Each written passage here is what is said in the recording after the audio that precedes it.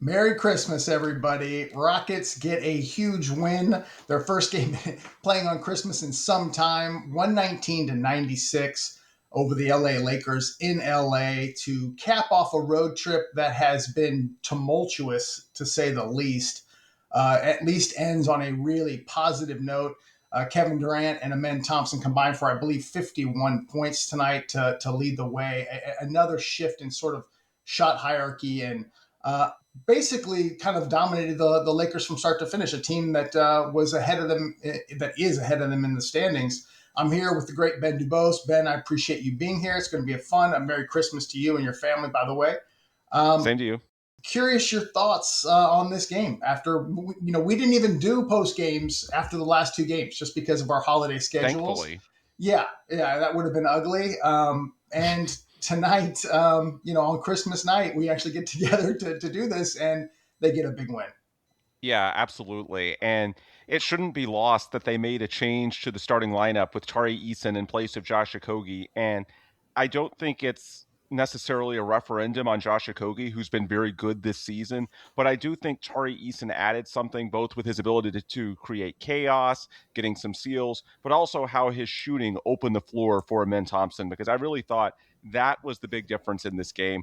Like, certainly the Rockets outclassed the Lakers athletically. That's something that stood out to basically everyone watching. But when you talk about the Rockets outclassing someone athletically, it starts with Amen Thompson. And I was talking with someone inside the organization during the game, and they made the case to me, and I think they're right, that the Rockets are at their best when Amen is the engine.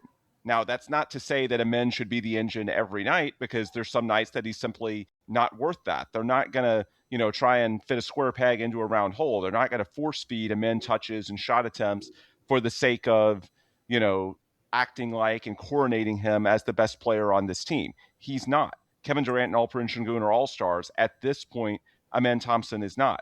However, if there's something you can do to unlock that peak version of Amen Thompson, and I think the additional floor spacing of someone like Tari Eason, potentially Reed Shepherd as well, but with Reed, there's concerns defensively with the lack of size we've addressed in the past. I just think with KD and Sengun, as good as they are on a consistent basis, I think Amen's the variable. When you get this version of Amen, the downhill force that we saw tonight, creating for not just himself, but his teammates, that's when the Rockets go from good to very good, potentially great. And, NBA.com had this new stat called gravity that came out today. Yeah. And I think Amen was the worst among the Rockets rotation players. And I think like 267th in the NBA, which really isn't that shocking because defenders sag off of him with the shooting limitations. We all know that.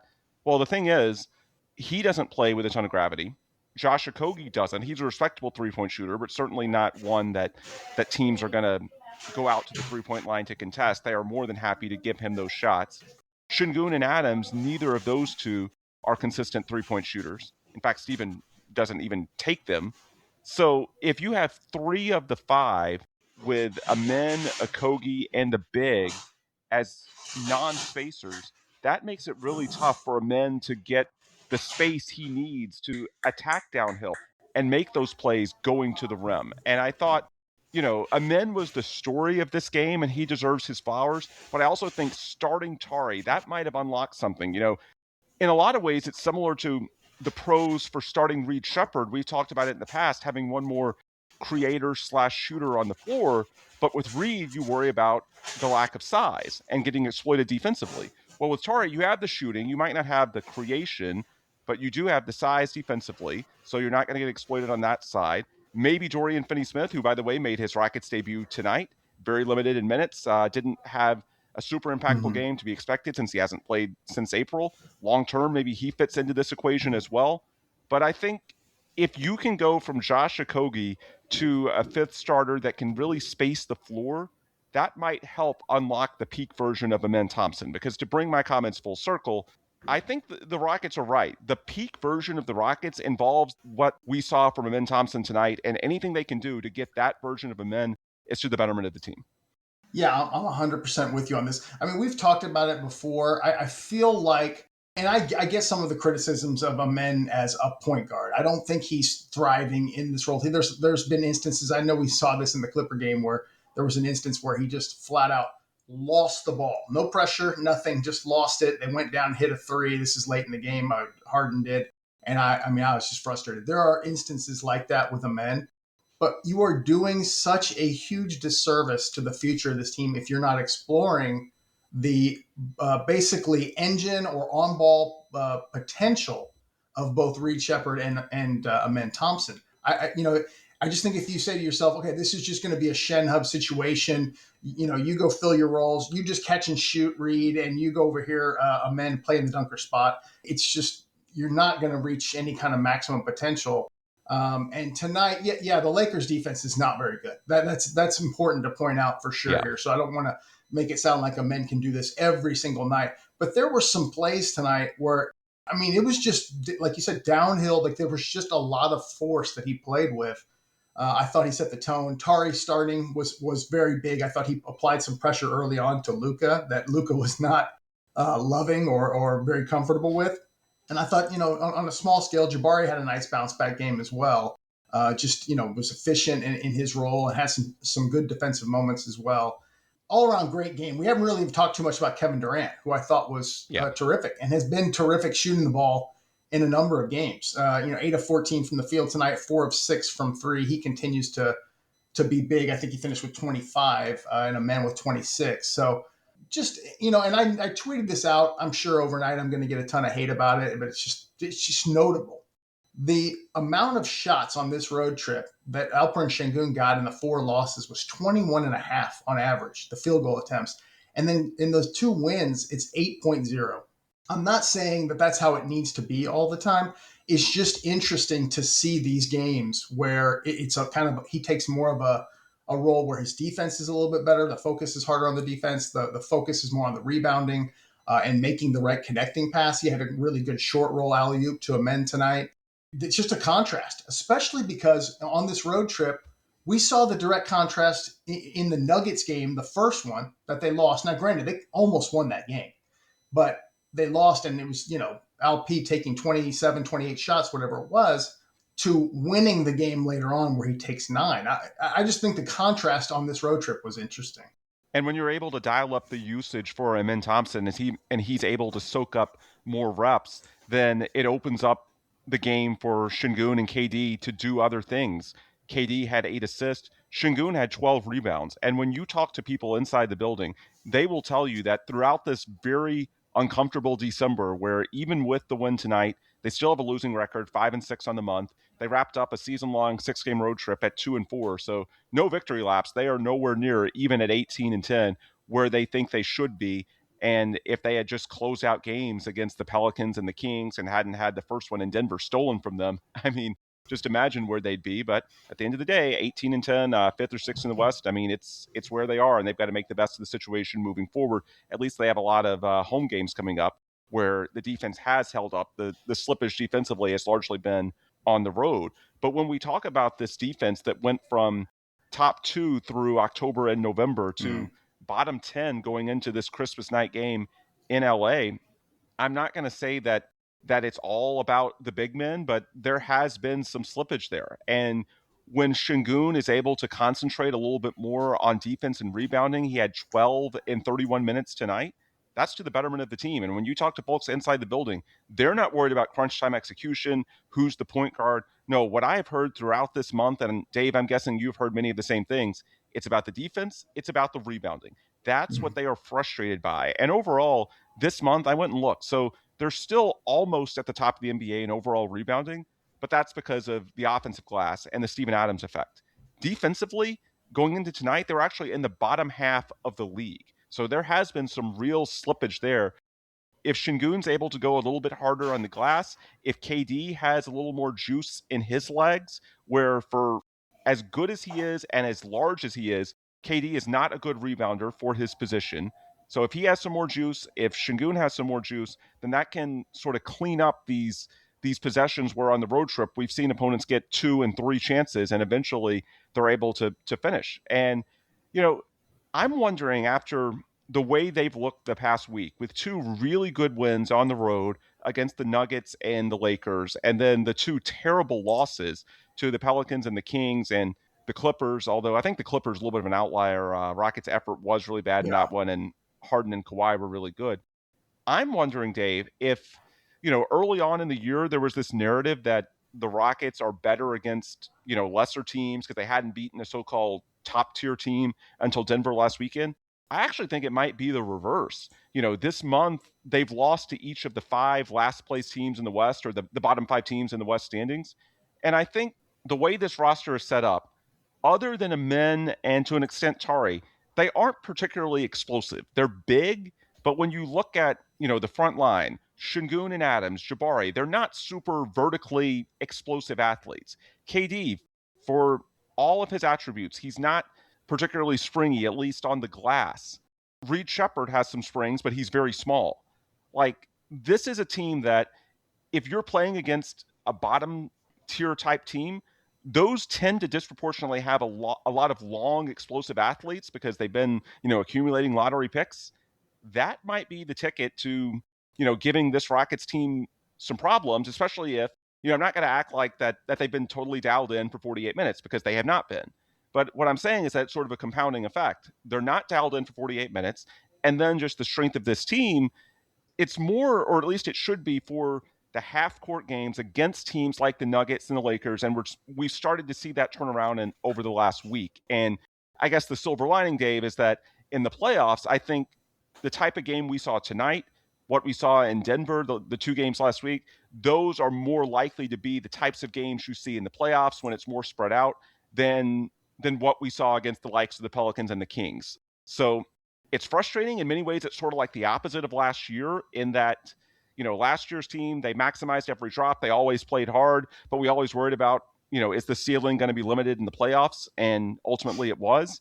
This year's team might be the opposite in that they lose a few games that they probably shouldn't along the way, but they also have that gear that you can actually trust them to execute in half-court situations against good teams. I think we saw that tonight, and to sort of put a bow on this, I think the best way to mitigate it moving forward, besides playing at home more, having more juice, hopefully not having, the disjointed schedule that we've seen this month, if you can free up KD and Sengun to do some things beyond simply scoring, then that can go a long way towards mitigating these deficiencies, along with scaling up the roles of Tari Eason and Dorian Finney-Smith.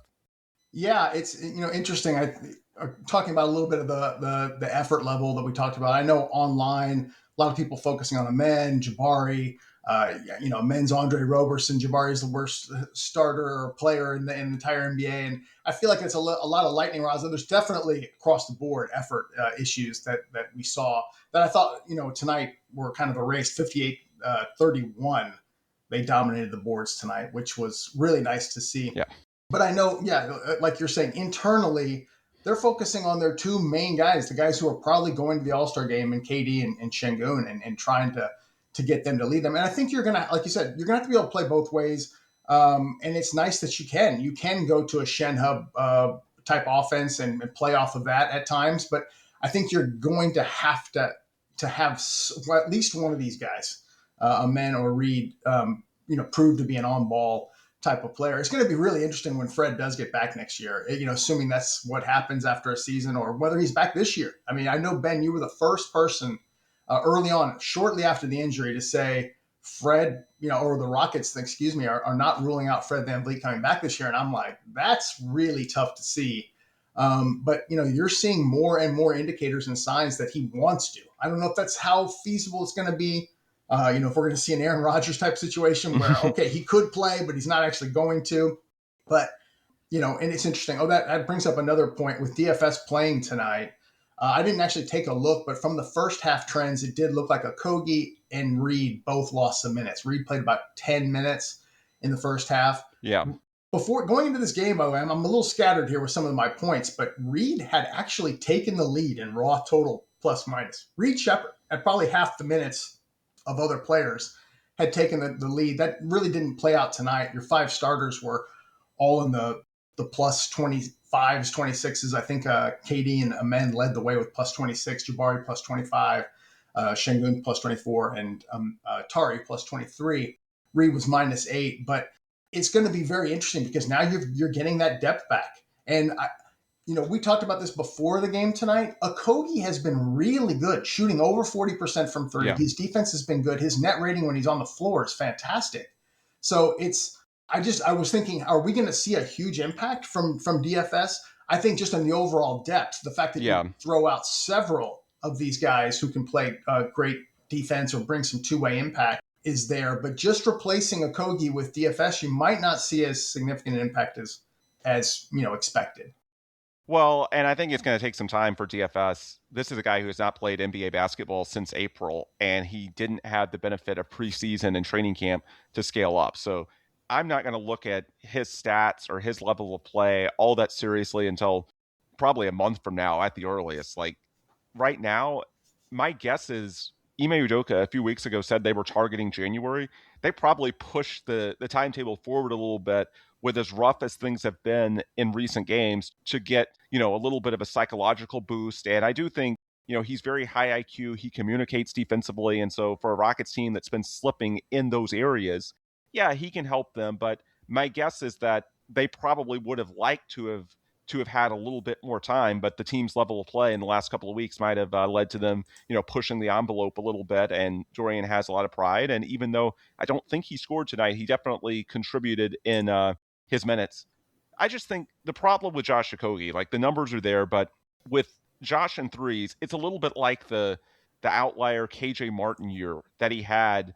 I forget what season it was, but people were trying to sort of buy in on KJ long term with the Rockets. And the problem was, even though he was like 36, 37%, opposing teams weren't really respecting him. So you weren't really getting the benefit of him as a spacer. Like you could tell the scouting reports were still trust that he's not going to make them at a high level on a consistent basis. And eventually he fell back to earth. And not saying that Josh is anything analogous to KJ as a player, because Josh is way better defensively. But in terms of the shooting, like we saw late in the Sacramento game, like teams are leaving him wide open for a reason. And I think that compresses the floor for Amen, especially if he's also playing with Sengun or Steven Adams, which he typically is. So it's nothing that Josh is doing wrong, but I do think that the overall ceiling is higher when you have Tari or Reed in that fifth slot, or potentially DFS. Although my guess is that they're going to, this is different. People are going to look at what Tari's done the past week when he's been really impressive and say, well, can DFS do much of the same? I think it's going to take a lot longer. Like Tari missed a month. With DFS, we're talking about 8 months. And in contrast to Tari, he didn't have training camp or the preseason. It's an entirely new team. Tari's played with Ime Udoka. This is his third season. It's a lot tougher for DFS on a number of levels than it was for Tari when he came back a couple of games ago. So be patient. That'd be my main thing with DFS. I think it's worth it in the long run because he's someone that is shot at a high enough level consistently that I think it would be, the floor spacing would be there in a way that it's not for Josh Okogie. But in the short term, there might be some bumps. You just have to trust that it's going to be, for the greater good. And one other point I wanted to get in on the last segment's commentary, as far as, are the Rockets better against, bad teams or good teams? And I'm starting to think they might be, better for the matchups against the good. So some of that narrative that was out there about not beating top tier teams until the Nuggets and Lakers games, there was a little bit of cherry picking going on. And when you look at the games people are referencing, so many of them were just coin flips. We're talking a small sample size to begin with. And then the first Denver game, in Denver, that is, OKC, Detroit, these are literal coin flip games where one bounce, one whistle going your way completely changes the outcome. So the process was fine. The Rockets were in those games, and there's nothing to be ashamed of in their effort. In fact, I think they matched up pretty well with Denver, even though they were 1-2 in those 3 games. I actually sort of like the matchup. Now, I know Denver didn't have Aaron Gordon and Christian Brown for a lot of those, so we'll see what that might mean, assuming those guys eventually get healthy. But from what I've seen, I like the Denver matchup. The one team that I do have some concerns about the matchup with is San Antonio. Oh, yeah. Because that's the one Tier A team where I felt like the Rockets legitimately did get outclassed. You go back to that Cup game, the Rockets took a 10-point lead, and then from, about the final 3 minutes of the first half all the way into the game, the Rockets just couldn't match their physicality and athleticism between Wemby and Castle and Keldon Johnson crushing Tari Eason on the offensive glass. That was the one matchup where it just felt like, the Rockets didn't have the juice. And that sort of ties back into what I was saying earlier about the vertical athleticism or the lack thereof. That might be the weakness of this team. And that's why I think they sometimes struggle against the lottery teams. This is a big team. It's not a super vertically explosive team. And I think the Spurs sort of put it on display in that game. So I think, clearly the Spurs are coming around. They've beaten the Thunder like 3 times in a week. So they look like a contender in their own right. But I just think of all the top tier West teams, that might be the toughest matchup because I think, if the Rockets have a weakness beyond just the effort being down on some nights, it might be that they're not the most vertically explosive team. So I guess A, I worry about the Spurs because of that. And B, I wonder if maybe that sort of pushes the needle to experiment more with the Terror Twins. Because I think when you play Amen and Tari together, that's the one configuration where you are potentially, I'm not going to say you're like Spurs level of team athleticism, because with Wemby, obviously that's just a different standard. But Amen and Tari together and that Terror Twins, that might be the one way you can sort of chip away at the athleticism gap that I think at times can be an issue. I guess, Dave, that's the way I'd put a bow on all of this. The Rockets, they're certainly a very good team and they are a very big team, but I do think in some of these matchups, they're not the most like vertically explosive team. And I think that's where I have some concerns, and maybe Amen and Tari together is a way you can address that. We talked about this before the game. I mean, OKC, we were talking about, or not we, I mean, just the NBA community at large about OKC, going for 70, being one of the greatest teams ever. Now they've lost, I think, 5 games this year, 3 of them to the Spurs. And we talked about this in our last broadcast 3 games ago or so, is just looking at the Rockets and just this needle that they have to thread with their present and their future. How does their future size up against OKC? How does their future size up against San Antonio? We still have a lot of questions left to be answered. We still want to see the Rockets go against the Spurs. Again, we haven't seen the OKC matchup since the opening night, and that was obviously very, very close. But it's kind of scary. I mean, San Antonio is just scratching the surface, and I don't want to go too far, but like they could threaten. If they can beat OKC, they could threaten to win it this year, which is nuts. Just nuts. I mean, obviously they got incredibly lucky getting the sort of guy to get out of all the last 20 years or whatever, however long it's been, that this is Wemby is truly that kind of impact player. But this is a Rafael Stone. He's built a heck of a team, but it's going to be his biggest challenge is how do you size up against OKC and now San Antonio as well. But this is a great win tonight, and I love that the Rockets kind of win in a different variety of ways. You've got the Shen Hub. They've won games playing Shen Hub as well. But on this road trip, just, what they did with some of those, with their 2 wins, I thought was really kind of interesting. And real quick, someone in the chat mentioned trade possibilities. I think this is why Rafael Stone is going to have to be very cautious. Like, I'm not opposed to a trade in all circumstances. Like, there are tweaks you can make around the margins, but I don't think they want to bid very aggressively because I think you need in your back pocket the tier 1 assets to go after. We've talked about Giannis in the past. It doesn't have to be Giannis, but someone of that stature, because if it's not just the Thunder, but the Spurs are potentially in that tier as well. The Rockets, in my opinion, they've got to be very careful not to overpay for, say, a name point guard just to have a point guard if it's not, someone that's clearly going to make you a top shelf title contender immediately. And so I'm not opposed to, a trade under the right circumstances, but I would say it sounds counterintuitive, but with as good as the Thunder and the Spurs look at the moment, not just now, but for the foreseeable future, assuming health, it would actually make me a little more cautious, at least about moderate upgrades, because you need to make sure that you have enough ammo to eventually pursue a top tier guy if you need it. We don't need to go into that tonight. Hopefully the Rockets don't need it. Hopefully they're good enough as is. But if they're not, and Dave, you're exactly right, the bar is really high, they need to make sure that, those premium assets, the Brooklyn swap in 27, the 2 Phoenix picks, which I think are being undervalued. Suns are off to a good start. I still question how sustainable that is. Mavs in 29, we'll see what they look like a few years from now. Rockets' own picks. the young players on this roster. Mm-hmm. I would be very, very cautious packaging too much of that for a moderate upgrade, someone that might just fill and check a box right now in the short term if it's not a true needle mover, because the possibility is there that you really will need a needle mover to get to that true title contention level. I hope that's not the case, but you at least have to be open-minded to that as you sort of, if you're Rafael Stone and you take shape of, how the league looks and what you should do with your assets. Well, anything else, Ben, you want to say before this game? This is a good win. Obviously, Rockets come back. They'll be playing the Cavs, I believe, here on the 27th. And Saturday. then, Yep. Yeah, and then I think they got the Pacers. I haven't taken a quick look at Yep. Beyond that. But Yep, 2-game homestand. I mean, Dave, the silver lining, they've played 28 games. They're 18-10.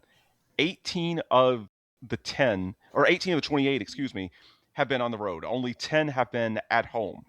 And of their first 36 games, which I think wraps up around the 10th or so of January, 23 of their first 36 are on the road.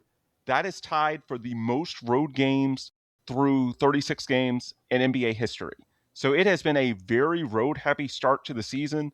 They're 8-2 at home. The defense has not slipped at home this month, as I mentioned earlier. So maybe with the schedule evening out, because everybody's going to play 41 at home, 41 on the road by the time the schedule winds down in mid-April, maybe they find the legs that they need to consistently be a top-tier defense again. And if that's the case, this thing can get sorted out in a hurry. So that's the hope, is that as you get more home games and the schedule evens out, maybe that gets more juice across the board. Maybe that gets the best versions of KD and Sengun. These are all maybes, but that's the hope. And it starts with 2 home games on Saturday and Monday. Yep, absolutely. And just to your other point, I personally lean towards just saying play out Reed Shepherd. Let's see what happens. And I mean, if they end up falling, it's tough because you've got that KD at 37 years old year where he's playing really, really well. You don't know what 38 and 39 is going to look like. So it's tough of a win now versus you're balancing for the future. I kind of look more towards buyout candidates as maybe adding somebody who could help you as opposed to a trade. Now, if something jumps out that we're not expecting, that might be different, but we'll see how that plays out. Ben, I appreciate you doing this. Merry Christmas to everybody. I hope everyone's had a great holiday and continues to enjoy the holidays. Rockets get a huge win, finish the road trip 2-4, come back now trying to climb back up into the West, starting on Saturday against the Cavs with Evan Mobley back. Appreciate it, everybody. Have a great rest of your night.